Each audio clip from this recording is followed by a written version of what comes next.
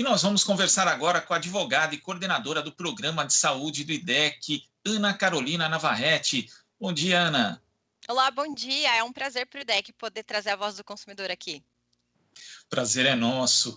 Ana, 2020 foi um ano atípico de pandemia que afetou bastante a área de saúde, tanto do setor público quanto do setor privado. Como é que ficaram os direitos do cidadão, do consumidor, de uma forma geral, nesse ano de 2020?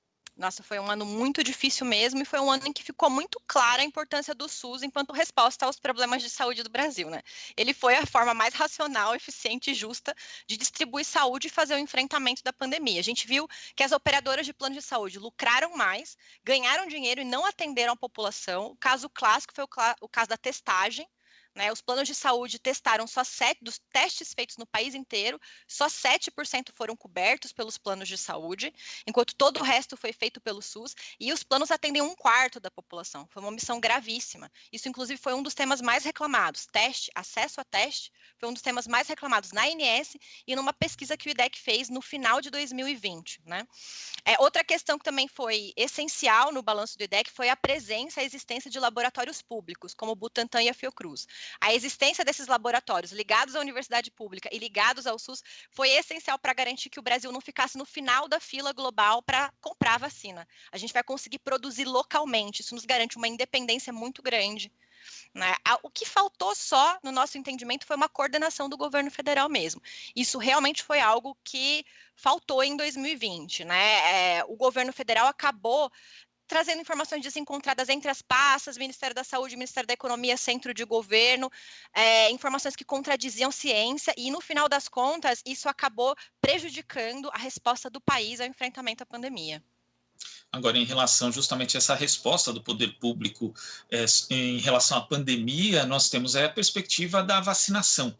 E o IDEC, junto com outras entidades da sociedade civil, entregou um documento aos ministros do Supremo Tribunal Federal pedindo medidas no sentido de garantir a equidade de acesso à vacinação quando houver, né, que infelizmente ainda não temos. Isso é fundamental para garantir os direitos das pessoas e que não haja essa questão de furar a fila, por exemplo, da vacinação?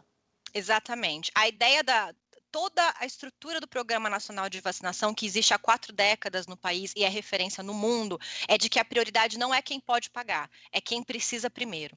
E essa é uma das questões que o IDEC e outras organizações da sociedade civil levaram para o Supremo Tribunal Federal. A ideia de que você tem que ter diretrizes epidemiológicas de saúde e de privilégio dos direitos humanos para que toda a população seja atendida. Né? Não dá para você privilegiar quem tem dinheiro. Então, no final das contas, tem que existir uma diretriz clara por parte do governo federal também, mas na omissão o Supremo ele tem que fazer esse controle de constitucionalidade, esse controle de efetivação de direito, né, para que a população que precise acesse primeiro. Certo. E isso corre risco quando a gente vê, por exemplo, clínicas particulares tentando já negociar a compra de vacinas no exterior, né? Exatamente. A Anvisa tinha feito uma sinalização, em primeiro lugar, de impedir esse tipo de coisa de acontecer, para que as compras fossem centralizadas e distribuídas via SUS, mas agora houve uma flexibilização dessa visão, o que nós vemos com uma certa preocupação aqui no IDEC, né? Porque a ideia mesmo é de que quanto mais centralizado e não relacionado à capacidade de pagamento da pessoa, mais justa e mais eficaz é a medida de saúde. O IDEC também, junto com outras organizações nesse sentido, endossou uma proposta de suspensão de patentes e direitos relacionados a vacinas, pelo menos nesse período da pandemia. Isso seria fundamental para garantir esse acesso aos imunizantes, tanto aqui no Brasil como também em outros países, Ana? Sem dúvida, não só apenas para vacina, mas para também medicamentos e outras tecnologias para tratar a Covid. Porque o que acontece? Hoje, quando você cria algo novo, uma tecnologia de saúde, a empresa que cria ou a universidade que cria tem direito a um monopólio sobre isso. Ela pode comercializar com exclusividade aquela tecnologia e colocar o preço que ela quiser. O problema é que, no caso do contexto da Covid, houve um esforço mundial de universidades, empresas e setor público de diversos países de colocar dinheiro num fundo para investir nessas tecnologias. Então, a maior parte dos remédios e das vacinas que surgirem para enfrentamento da Covid surgiram com financiamento público de universidades e governos, né? Então, não faz sentido você criar monopólio e permitir que as empresas coloquem o preço que quiserem durante a pandemia. Essa é uma das razões pelas quais a Índia e a África do Sul solicitaram na Organização Mundial do Comércio, a OMC, a suspensão dos monopólios. Dizer, olha, enquanto durar a pandemia, as empresas não podem explorar, comercializar com exclusividade essas tecnologias. Por quê? Porque a ideia é atingir a finalidade social, que é a cura do mundo primeiro. Né? Então, o IDEC endossou também esse tipo de manifestação, né? E junto com outros países da América Latina, países da Europa, no sentido de reforçar a importância de, nesse momento, não faz sentido você criar monopólio e permitir que as empresas coloquem o preço que quiserem. E falando agora dos planos de saúde, Ana, a Justiça Federal negou em uma liminar que pediu, uma liminar pedida pelo Instituto Brasileiro de Defesa do Consumidor, o IDEC, relacionada à suspensão da recomposição dos reajustes que foram suspensos, né? Aliás, foram suspensos durante um período curto, só de 2020, e agora eles devem ser parcelados aí, onerando os clientes. Como é que você viu essa suspensão? O IDEC vai continuar na Justiça tentando suspender essa recomposição? O IDEC vai lutar até o fim porque ele entende que essa recomposição é indevida e os consumidores deveriam ser protegidos. O que acontece? Desde o começo de 2020, quando teve a pandemia, o IDEC provocou a agência, junto com outras organizações, inclusive a Defensoria Pública do Estado de São Paulo, pedindo medidas de tolerância à inadimplência. Né? Isso por quê? Porque, de um lado, o consumidor sofreu um impacto muito grande de redução de emprego e redução na sua renda. Só que, de outro lado, segundo os dados da própria agência reguladora, o setor se comportou muito bem durante a pandemia, ou seja, as empresas triplicaram seus lucros no período. Por quê? Porque, de um lado, os atendimentos eletivos foram suspensos, foram adiados para a priorização da Covid, e de outro, os próprios consumidores deixaram de procurar atendimentos não essenciais, não urgentes, um pouco com medo de se infectar, porque serviços de saúde também são focos de contágio. E isso trouxe uma redução histórica da taxa de uso do plano e gerou uma economia sem precedente para as operadoras de plano de saúde. Para nós, do IDEC, não faz sentido uma suspensão a agência até suspendeu reajustes de setembro a dezembro desse ano, mas no entendimento do IDEC não faz sentido um período tão curto, considerando que o ano todo foi difícil para os consumidores.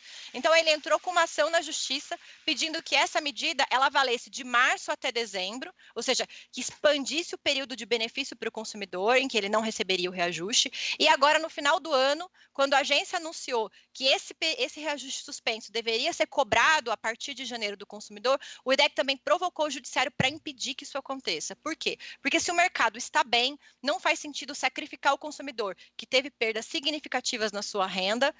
Janeiro já é um mês difícil porque vem uma série de outros pagamentos de uma vez, tributo, IPVA, IPTU, despesas escolares, tudo isso sobrecarrega o consumidor. Então, não faz sentido, se um setor da economia está mal e o outro está bem, não você sacrificar o setor que está mal. Então, o IDEC provocou o judiciário, vai continuar lutando por esse direito do consumidor a não pagar a recomposição, paga o reajuste a partir de janeiro e pronto, porque não faz sentido sacrificar o consumidor quando o mercado está bem.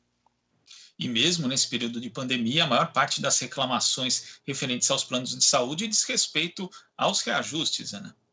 Sem dúvida, o IDEC fez uma pesquisa em dezembro de 2020, né, e percebeu que um dos problemas mais reclamados pelo consumidor, 60% da amostra, né, era reajuste anual e reajuste por faixa etária. Para nós, isso acendeu um alerta vermelho que deve ser considerado pela agência e pelo governo, né, no sentido de que, olha, é preciso olhar para a capacidade de pagamento dos consumidores.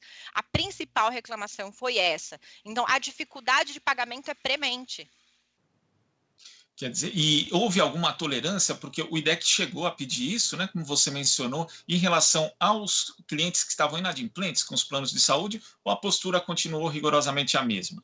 Sim, o IDEC chegou a provocar a agência pedindo medidas de maior tolerância na inadimplência de consumidores, mas a agência acabou não tomando medidas concretas em relação a isso, acabou não sendo eficaz. Ela até recomendou que as operadoras fizessem isso, mas as operadoras se recusaram e a agência não fez nada. Né? Outra coisa é as próprias empresas não terem sido tolerantes. Um dos pontos que a pesquisa do IDEC acabou identificando é que um problema que também foi relatado foi a dificuldade de negociar e parcelar mensalidades. Então, isso acabou também acontecendo, ou seja, nada de verdade, efetivamente, foi tomado enquanto medida governamental para proteger o consumidor durante a pandemia. E sobre a transparência dos dados, foram apresentadas planilhas por parte das operadoras para justificar os reajustes nos planos de saúde? Não, houve uma completa falta de transparência e comprovação da necessidade da recomposição. Isso é, inclusive, o que o IDEC levou para o judiciário. Olha, se os dados da agência mostram que o setor está bem e triplicou seus lucros no período, né, por que recompor? Então, se recompor porque precisa equilibrar a carteira, traga os números. Que a agência abra um espaço, uma câmara, para provar a necessidade dessa recomposição, porque ela só faz sentido se o setor estiver mal. Então, se uma ou outra operadora vai ter dificuldades financeiras sem a recomposição, aí faz sentido você recompor. Agora, se os números todos indicam que as empresas estão bem, é preciso que haja prova, transparência, mostrar as informações. Olha, sem essa recomposição eu vou quebrar. E existem hoje iniciativas ali no Legislativo sobre a suspensão do reajuste dos planos de saúde em função da pandemia. É necessário também fazer uma mobilização ali no Congresso Nacional para que isso seja assegurado, Ana? Olha, diversos parlamentares se sensibilizaram com a questão de reajuste, de aumentos de planos de saúde. No final das contas, a própria medida da ANS de suspender os reajustes de setembro a dezembro desse ano só aconteceu não por iniciativa da agência propriamente, mas por iniciativa do Poder Legislativo. Teve um projeto de lei do senador Eduardo Braga, né, pedindo determinando essa medida, e isso chegou a ser ventilado pelo próprio presidente da Câmara, então, o deputado Rodrigo Maia, né, de dizer, olha, se a agência não tomar uma medida concreta, eu vou pautar o projeto de lei e ele vai ser votado. E só aí a agência realmente fez alguma coisa. Então, esse episódio para nós mostra e deixa claro a importância, sim, do Poder Legislativo em pautar o tema e em proteger o consumidor. Tá certo, Ana. Queria agradecer sua participação aqui no Jornal Brasil Atual. Nós vamos continuar acompanhando esse tema, essa luta do IDEC e de outras entidades. E até a próxima. Até, para nós foi um prazer e a luta continua. Os consumidores podem acompanhar no nosso site todas as ações do IDEC para a questão da recomposição. Nós conversamos aqui com a advogada e coordenadora do Programa de Saúde do IDEC, Ana Carolina Navarrete. Você está ouvindo Jornal Brasil Atual. As notícias que os outros não dão.